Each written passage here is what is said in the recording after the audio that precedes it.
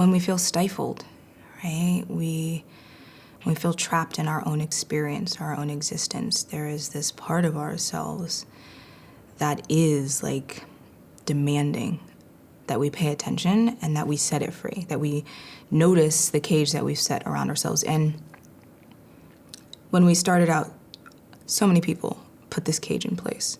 Family, society, different traumas, different experiences.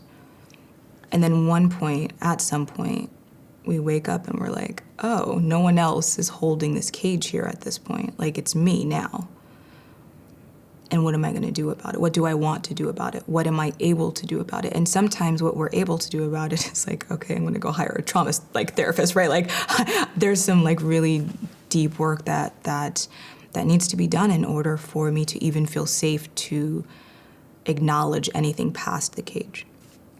If we're in a place where we're ready, and we're ready to just like, God, just like be, right? And to feel and to like let our energy flow through and just like everything.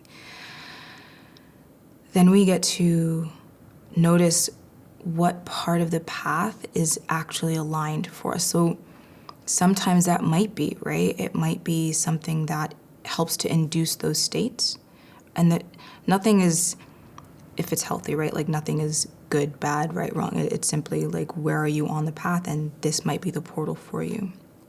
And if it's a portal that's fleeting, then it might be time to like, oh, okay. So what am I being called to look at and to work with within my own body without needing anything else to induce a state of the wild, of flow, of quantum, of whatever it is, of the God self, cosmic self, creator. And allowing yourself to come back into that as a way of being, simply so that when you take a breath, like you're just like one breath,